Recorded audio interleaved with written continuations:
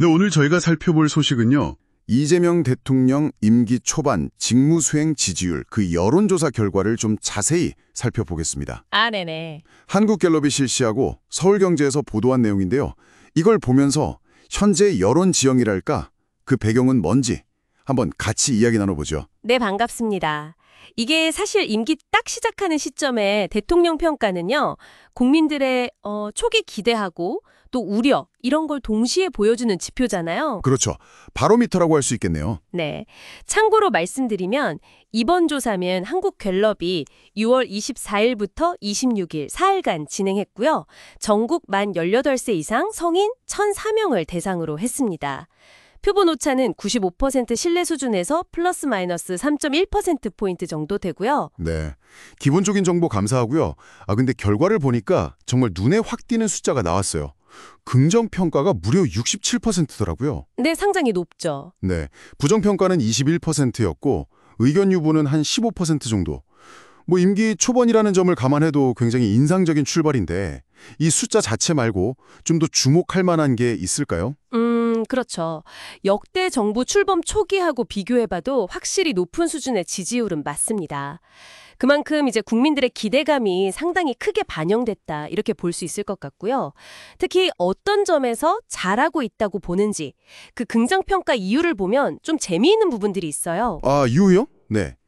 보니까 경제, 민생 이게 14%로 가장 높았고 그 다음이 추진력, 실행력, 속도감 이게 13%더라고요. 네, 맞습니다. 이 두 개만 합쳐도 거의 30% 가까이 되는데 역시 임기 초에는 뭔가 눈에 보이는 행동, 특히 이제 먹고 사는 문제 해결하겠다 이런 의지를 보여주는 게 중요하게 작용하는 것 같네요. 그렇죠. 그 외에도 서펑이 한 8%, 전반적으로 잘한다 또 8%, 인사도 6% 정도 있었고요. 네, 인사도 있었군요. 바로 그 부분인데요. 경제하고 추진력 이 두 키워드가 어떻게 보면 초기 지지율을 끌고 가는 쌍두마차 같은 역할을 하는 거죠. 근데 이런 기대 이면에는 당연히 우려나 비판 목소리도 있거든요. 네, 부정평가 이유를 보면 또 다른 그림이 보이겠죠? 네, 그걸 보면 좀 더 명확해집니다. 부정평가 이유를 보니까요. 과도한 복지 및 민생지원금, 그리고 외교, 나토 불참 이게 합쳐서 20%로 제일 높았어요. 정책 방향에 대한 우려군요. 네, 그런 것 같습니다. 그 다음이 도덕성 문제나 자격 미달 이게 12%, 그리고 인사가 10% 순이었어요. 네, 인사가 또 나왔네요. 근데 아까 긍정평가 이외에도 인사가 6% 있었잖아요. 맞아요. 양쪽에 다 포함된 건 좀 흥미로운데요?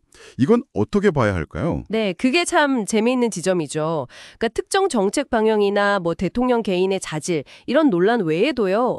이 인사 문제처럼 평가가 정말 극명하게 엇갈리는 사안이 있다는 걸 보여주는 것 같아요.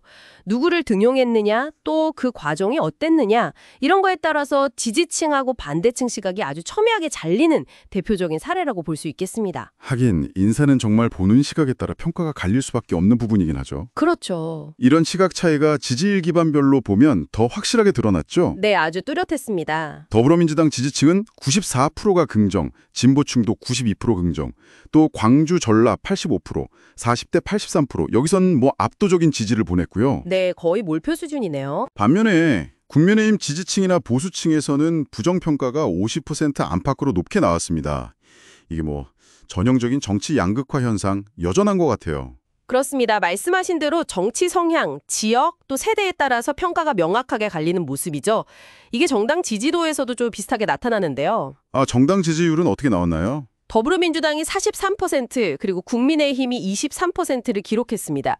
직전 조사랑 비교하면 민주당은 한 3%포인트 정도 빠지고 국민의힘은 2%포인트 정도 올랐는데 큰 틀에서 보면 양극화 구도는 여전히 견고하다 이렇게 볼 수 있겠고요. 그렇군요. 미세한 변화는 있었지만 큰 흐름은 그대로군요. 네. 그 외에 조국혁신당하고 개혁신당이 각각 4% 지지율을 보였습니다. 네. 그럼 이제 전체적으로 한번 정리를 해볼까요? 이재명 대통령 임기 초반에 경제 민생 해결의 의지, 또 추진력, 이걸로 국민 3명 중 2명, 그러니까 67%라는 높은 지지를 받고 출발했다. 네, 일단 출발은 아주 좋은 편이죠. 하지만 특정 정책, 예를 들면 복지나 외교 노선에 대한 우려, 그리고 도덕성 논란이나 인사 문제처럼 비판적인 시각도 만만치 않다. 그리고 지지 기반은 여전히 정치 성향이나 배경에 따라서 뚜렷하게 나뉘는 상황이다. 이렇게 요약할 수 있겠네요. 네, 정확합니다. 이번 조사는 그야말로 현 시점의 단면을 보여주는 스냅샷 같은 거고요. 앞으로 이제 구체적인 정책들이 어떻게 실행되는지 그 과정하고 또 예상치 못한 국내외 변수들이 생기잖아요. 거기에 따라서 여론은 계속 움직일 겁니다. 오늘 저희가 살펴본 그 긍정평가, 부정평가의 주요 이유들 있지 않습니까? 네네, 경제, 추진력, 복지, 외교, 도덕성, 인사 같은 것들이요. 네, 바로 그런 항목들이 앞으로 대통령의 국정 운영 방향 그리고 또 그에 대한 국민들의 평가를 가늠해 볼 수 있는 핵심 변수가 될 거다 이렇게 보입니다. 네, 말씀 감사합니다. 오늘 저희가 짚어본 내용을 바탕으로 여러분께서 생각하시기에 앞으로 1년간 대통령 직무 수행에 대한 여론을 움직일 가장 결정적인 요인은 뭘까요?